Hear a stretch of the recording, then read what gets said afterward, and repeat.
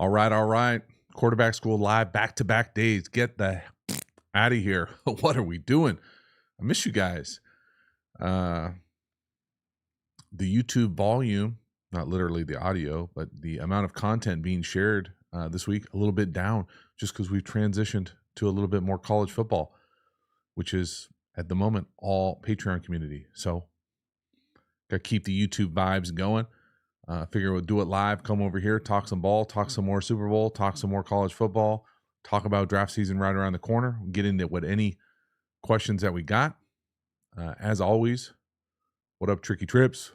Good to see some familiar faces in the chat. I do appreciate you guys stopping in, supporting the channel, all that sort of stuff. There's never been a better time than early to get a question in to me. So if you're here early with the chat, hop over there, put your questions in there, and we'll get to as many as we possibly can. Today's not going to be a long one, but we'll see if we can make it a good time, talk some ball, and go from there. Dewey tomorrow, NFL awards. Any opinions? I mean, Lamar Jackson, what other award is there? Zona. Damn. Chicago catching strays in the chat already. KPT. JT, do you think J Love is legit, or will we say a fall off next year? I mean, I don't know if there's anything to suggest that there would be a fall off. You know, I think that group collectively played so well, so young, that I think the easy, intuitive kind of bridge to next season is to think that that would continue. I'm sure there will be some lulls where it won't be quite as high, or, you know, I think that as you kind of make it a little bit more consistent, as opposed to what I consider the Green Bay season, where they kind of had that lull period in the middle, to look to kind of make it more on an upward trajectory over the course of the entire season. That would be what I would look for. But yeah, I would love to just see J Love continue to just kind of be on the path and improvement that he was on. That was pretty impressive.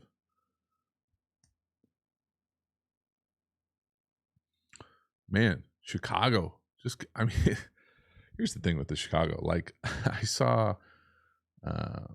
some people asking, like, current players in the Super Bowl what Chicago should do at quarterback or in the draft.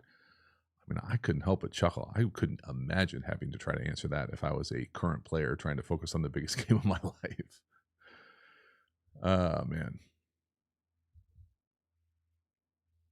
Michael Schmidt. What helps Herbert more? Bowers, the tight end, or the wide receiver from LSU, Neighbors? Is that how you pronounce it? I don't even know. I don't know, bro. I mean, whoever you think is the better player out of those, whoever's available at that spot. You know, I've seen people talk about what the Herbert Harbaugh, the version of Herbert will be under Harbaugh. I mean, I think Harbaugh's a number of things. The first thing you have to kind of admit is that the dude wins everywhere he goes. So from Herbert's standpoint, I think that year is welcoming in any level. Now, does he win? Does he have the capacity to win? Does that staff have the capacity to win with and allow Herbert to be the best version of himself? You know, whatever that looks like. I would probably say there is no evidence that that is the case. Doesn't mean that it won't happen. We'll see. Matt G. What's poppin'? Love the content. Appreciate it. Kyle Wagner out here trying to fire me up. Drake May is the best quarterback in this draft class. We'll see. I think I'm going to watch Drake May's video next. So after this video, or after this live, I'll put another Caleb Williams full game take on the Patreon community. It will be Washington game, the crying game, as some refer to it. I'm excited to watch Drake May's film. I'm excited to watch Jaden Daniels, Michael Penix, Bo Nix. I will straight up be shocked if I see the volume of eye-popping plays in their film that I saw in just 3 games of Caleb Williams. And the 3 games were tough losses at the end of the year where I really felt like he didn't have a great supporting cast anywhere around him, either pass protection or on the perimeter. So I'm excited to see the whole draft class, but man, Caleb Williams is well out in front in my lead, in my eyes. So we'll see what that looks like. Nate Taylor, the dude abides. Damn, Skippy. Actually watched a video on YouTube. I shared it with somebody yesterday on like 30 things you didn't know about The Big Lebowski, the movie. I probably knew a third of them. But that's just because I've watched the movie too many times. But yeah, man, that movie just gets better and better every time you watch it. It really does. Jonathan Hernandez. Thoughts on Will Levis? I think I did a video on Will Levis, Jonathan. I don't think my thoughts have changed anything from that original video. I thought he came in and had that huge splash performance where he threw a bunch of touchdown passes deep down the field, got a little fortunate, felt like on some of those balls. I mean, obviously it wasn't that great. They didn't retain the head coach. You know, who knows what it'll look like moving forward. Oh, man. Matteo, greetings from Belgium. Appreciate it. It's awesome. Checking in international. I always appreciate when we get the international flavor in here. As always, thank you for supporting the channel. See if I can find a little like button here. Make sure that this thing hits all right.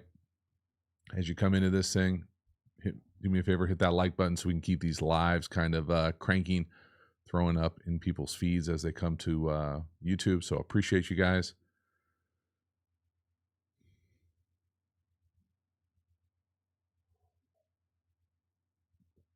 DB815, will the Lamar video stay on Patreon or will it eventually become public too? Toxic of a convo? Question mark. I'm not really in the habit of turning the Patreon videos into like normal channel videos for a few different reasons. One, because it's a membership. Those people pay for that. I do kind of talk a little different to that audience. It's a little bit, we'll say, looser, a little bit more informal. Not that I'm really formal on the YouTube channel or on these things, but like it's just a little bit more raw. And so I don't know. I'm not interested in kind of like putting that in the same kind of lane as most of the YouTube stuff. Plus, it's a full game, so there can be a lot of like weed stuff where you're talking about run game stuff, pass protection stuff, matchup stuff. It just doesn't align with a lot of the YouTube content. Boom. Tricky Trips. Jane Daniels gives me the vibes of a really lightweight Anthony Richardson through AR limited time. Man, really? I would say Jane Daniels, just from what I saw of him in person spinning it, is a lot more polished than what I would have thought Anthony Richardson was at Florida. Now, he might have already superseded that with his professional development, but that was kind of, I didn't think that at all watching him play, watching him throw in person. Talking about Jane Daniels. That dude, my only Patreon sub, every video, new comes to light, man. Bear down. Yeah, I mean, I know I talk about it a lot on this channel, talk about it on the Patreon community as well. Like the Bear football community, Chicago football community is certainly a massive piece of my Patreon community just because how invested they were and are in football, specifically Fields, and now with the #1 pick. So, I mean, we all want to bear down for y'all. Beatles and Kendrick Lamar, higher ceiling, Brock Purdy or CJ Stroud. All these like either or questions. I mean, CJ Stroud, right? I don't think that's not a hot take, man. One guy was picked 2nd overall. Other guy was Mr. Irrelevant. Yeah, it's awesome. The Brock Purdy story is awesome. All qualifiers. I feel like if you just say Brock Purdy and then say qualifiers, that allows you to say what you really want to say. But I think CJ Stroud.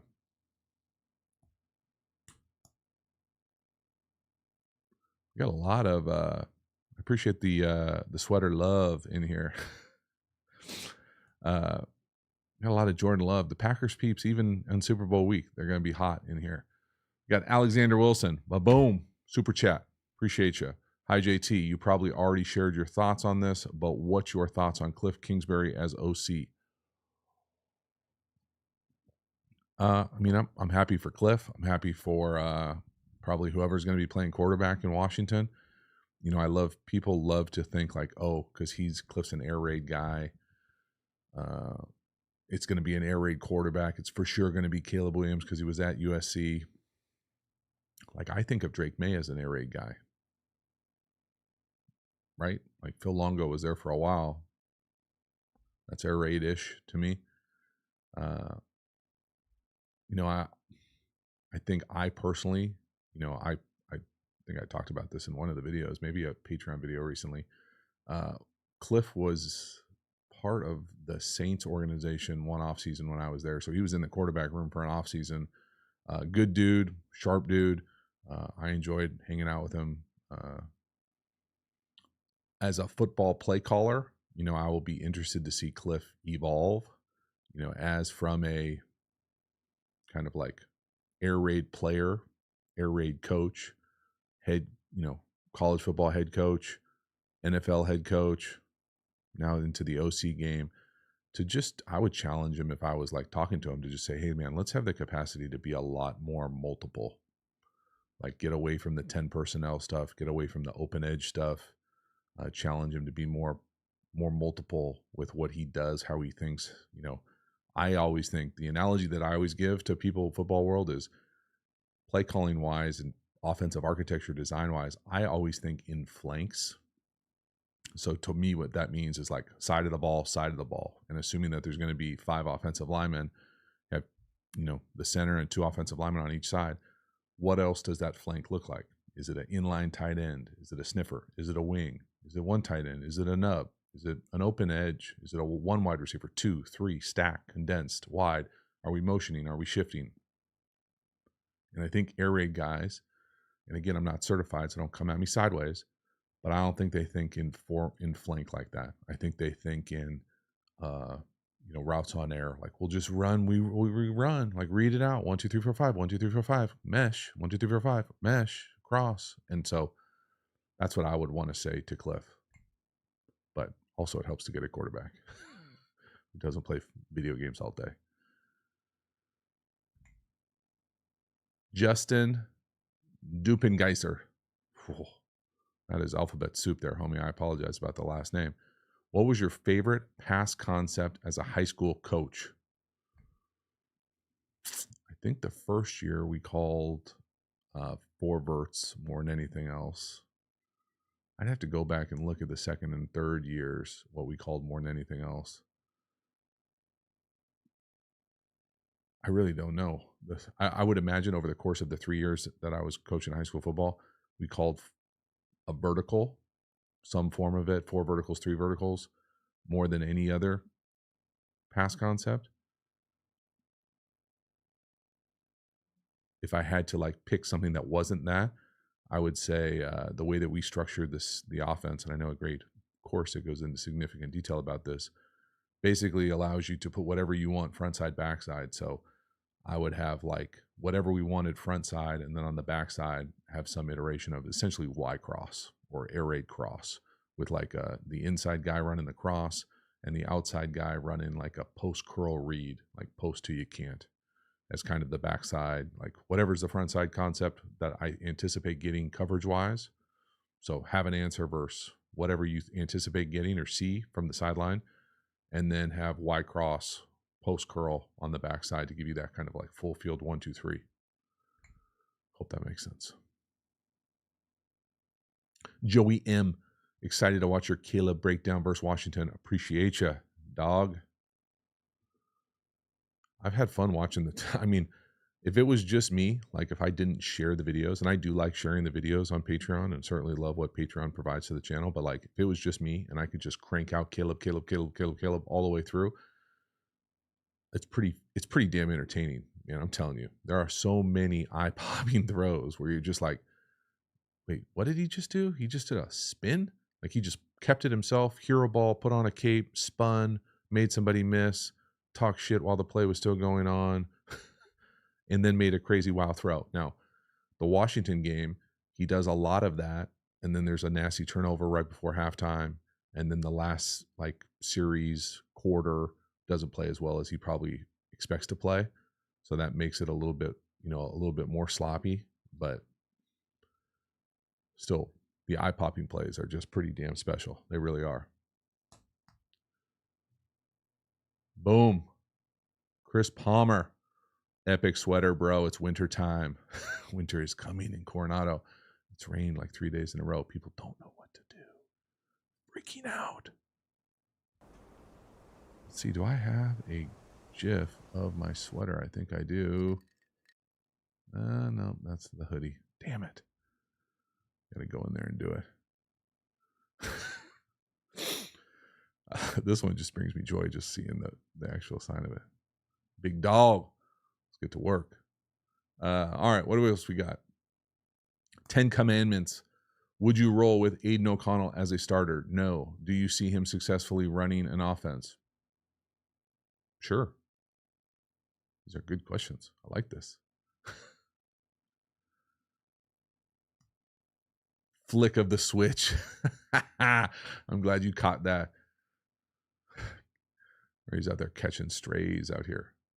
But, I mean, hey man, the fucking truth is the truth when it comes to that stuff. Heard too many stories from too many non-associated sources to not think that there's a lot of smoke with that. Or a lot of fire with that smoke, I should say. Klein Sautel E. I butchered that name. Oh my God.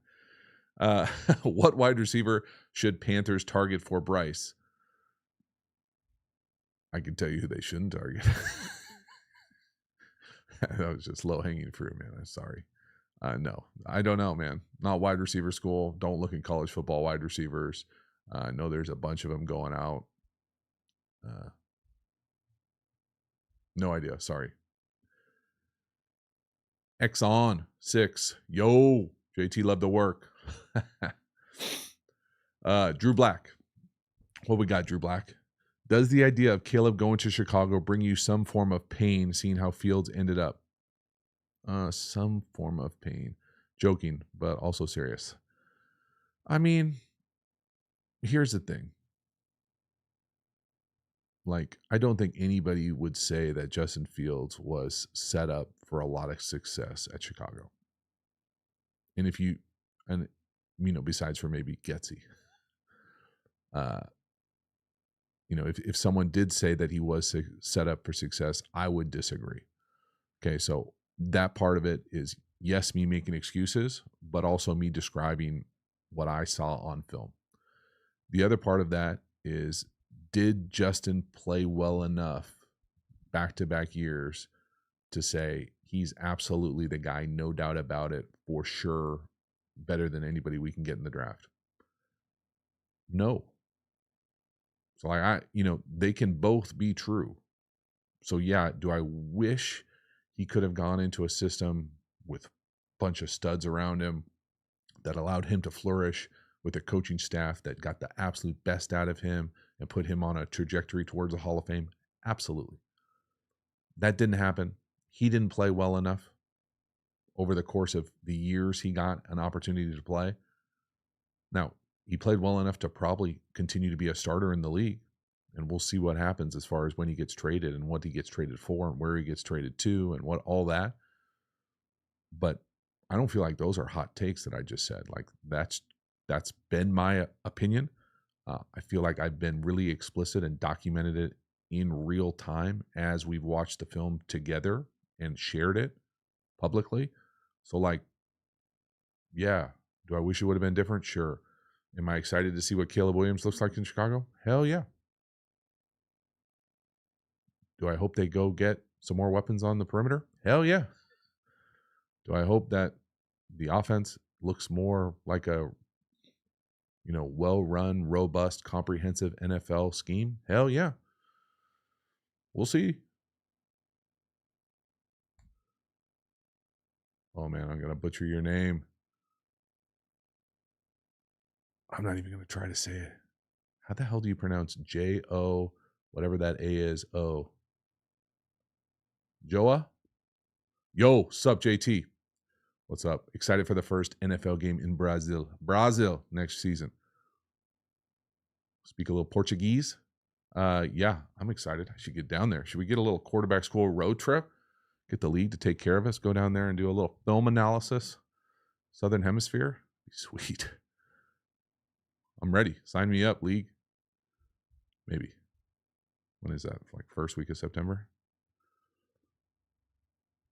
Zachary Davis, JT, when building an NFL offense, where do OC start? Run game, passing game, scheme. What's your experience when learning NFL offenses? When building an NFL offense, where do OCs start? I think OCs start from what they bring to the table in their past. So I have not been around any. I'm sure there have been guys, maybe not at the NFL level, who come in with like saying, hey, we're going to start from scratch. I think you can do it at lower levels. I know people who have done it at lower levels. I'm talking high school, college, that say, hey, what do we want to call this formation? What do we want to call this formation? What do we want to call this personnel? In the league, you're going to bring the system that you're most comfortable with and overlay that and then make it your own from there. So it always starts with personnels, formations, motion shifts, run game, pass protection, passing concepts, screens, specialty plays. I'm sure I'm missing some stuff in there, but you get it for the most part. All right, appreciate you y'all coming in, hanging out here. Do me a favor, continue to hit that like thing. I almost got 200 of our closest friends in here. 10 Commandments, you're cracking me up, dog. Haywire, quarterback school walkthrough on the beach. Now, we could do that in Coronado in the States. So, yeah. Could also go to Brazil and do it, which would be pretty sweet as well. Mark Maloa. It's going to be like a video of me struggling with all these names on this damn live stream. What was the question? Why do teams even draft quarterbacks when they have terrible O-lines? Because of the Chiefs. That's why, Mark. Because a great quarterback can overcome a lot of deficiencies and buy time. We'll see if Caleb is one of those guys. I think that there are some traits of him doing that. But I also think a guy like Patrick Mahomes can do it and can play within structure and has proven that he can be super disciplined and do both and protect the ball. CBU, love the content. Do you also do live stream analysis during NFL games? No. Jacob Myers, let it wash over you, my guy. We got UK Rob in the house. What's good? Ray Stacy, we need a Brock Media Day breakdown from you. I didn't watch one. I don't know what Brock Purdy said during Media Day. Seems like a pretty well-spoken dude. I'm sure he did fine.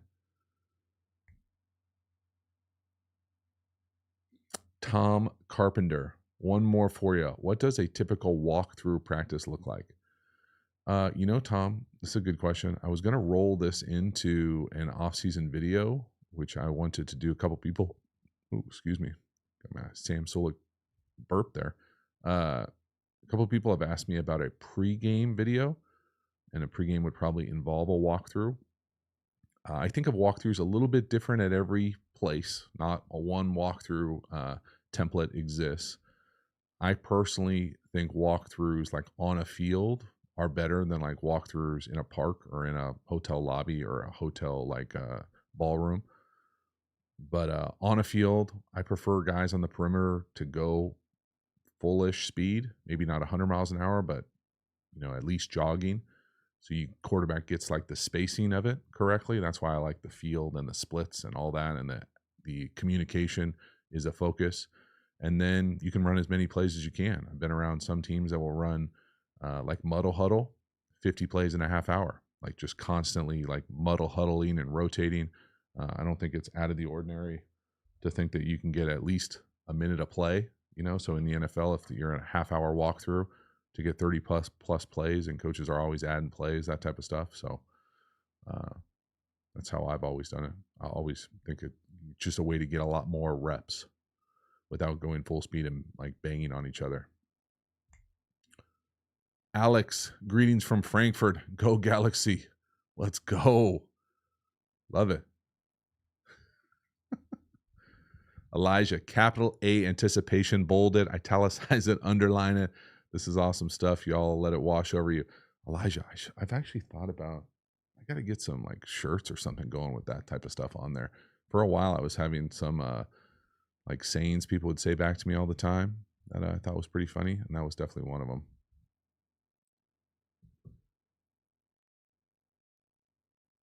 Jay Crit, I know you've worked with a bunch of college and pro QBs. I don't know if I've ever worked with a bunch of college QBs. Have you ever worked with Caleb? I wouldn't say I've worked with Caleb. I the last couple of years have taught a couple sessions at the Elite 11 finals in Southern California, and this past year Caleb was out there throwing, so it's not really working together. But yes, I have seen him throw in person. What else we got here? Brian, are you interested in coaching in the NFL? No. Zona, but the second Zona is silent. That's pretty funny. All right, Zona. Would you rather have the rest of their career? Who'd you rather have the rest of their career? Justin Herbert or Joe Burrow? Oh man, this is tough.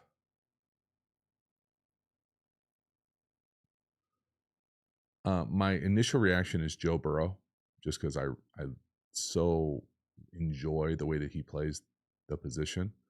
I think both those organizations are some of the worst organizations in the NFL, from the ownership down.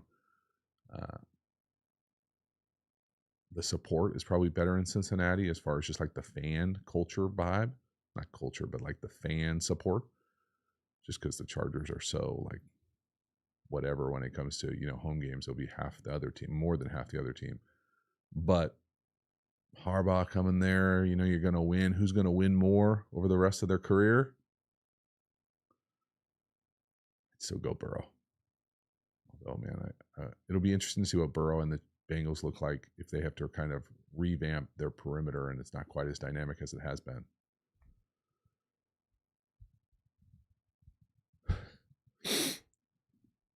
For league use, love the Padres hat. Tatis, CJ, Young Goats. We'll see, man. We'll see. 'Tis that time of year. Everybody's excited about the Padres down here, so we'll see. Nate Taylor, how surprising was it for you to see both Bill Belichick and Mike Vrabel not have head coaching jobs going into next season?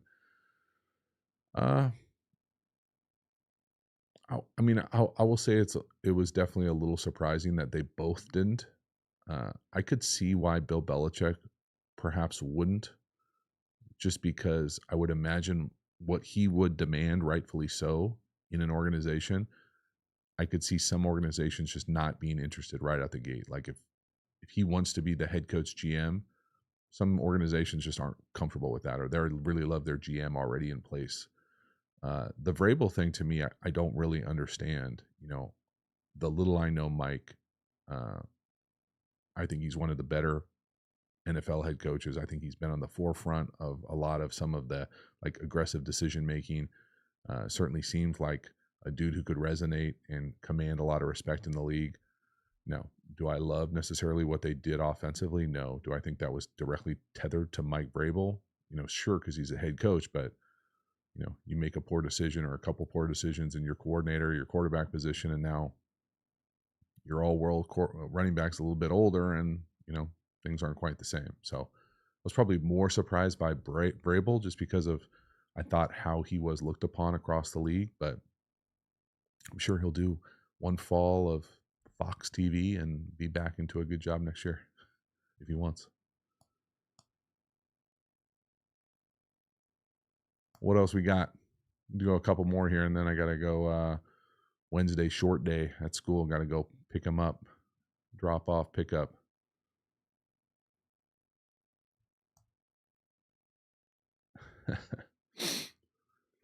The one thing, MC Kicks, the one thing I say that I got from you was for my money. LOL. Yeah, I don't know where I got that from. I think it's just a nice way for me to hedge and say, like, I could say, like, that's not good. Or I could say, for my money, I do it some other way. Or like for a long time when I was in grad school or academia, we always used to say that like interesting was like the double middle finger you would give people, like, oh, that's an interesting comment or interesting research or thought that was an interesting article. It really means uh so I'd say that, I guess, too, but I don't think as many people get the joke on interesting. Bones McCoy, hey JT, I hear you love the capital A throws. Who ranks tops this year in those anticipatory throws in all time in your mind?